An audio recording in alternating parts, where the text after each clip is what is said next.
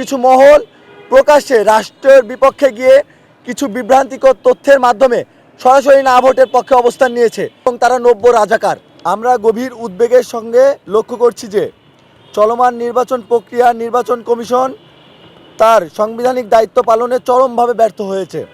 নিরপেক্ষতা স্বচ্ছতা নিশ্চিত করা পরিবর্তনের কমিশনের কিছু দায়িত্বশীল ব্যক্তির আচরণ জনগণের আস্থাকে মারাত্মকভাবে ক্ষুণ্ণ করেছে এবং দেশের গণতান্ত্রিক ব্যবস্থাকে প্রশ্নবিদ্ধ করেছে। আপনারা ইতিমধ্যে জানেন যে আইনের বিপক্ষে গিয়ে ৪৫ জন ঋণ খেলাপিকে কীভাবে নির্বাচন কমিশন বৈধতা ঘোষণা করেছে।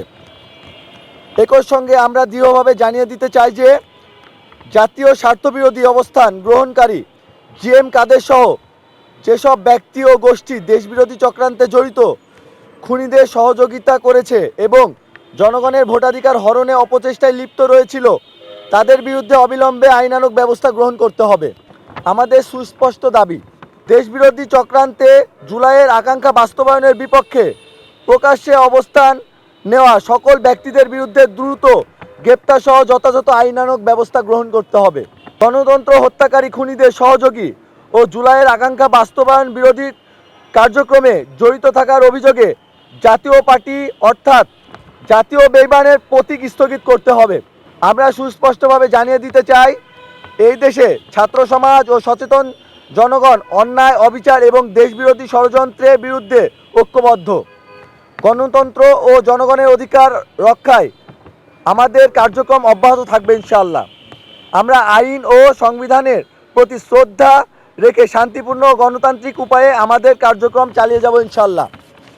এবং আপনারা আরও ইতিমধ্যে লক্ষ্য করে দেখবেন যে রাষ্ট্র যেখানে হ্যাঁ ভোটের পক্ষে অবস্থান নিয়েছে এবং রাষ্ট্রীয় যন্ত্র হ্যাঁ ভোটের প্রচারণায় অংশ নিয়েছে এবং সাধারণ নাগরিক এবং সাধারণ জনগণকে তারা হ্যাঁ ভোটের পক্ষে হ্যাঁ ভোটের কী কী আছে তা জানানোর জন্য সচেতনতামূলক কার্যক্রম পরিচালনা করছে, কিন্তু কিছু মহল প্রকাশ্যে রাষ্ট্রের বিপক্ষে গিয়ে কিছু বিভ্রান্তিকর তথ্যের মাধ্যমে সরাসরি না ভোটের পক্ষে অবস্থান নিয়েছে।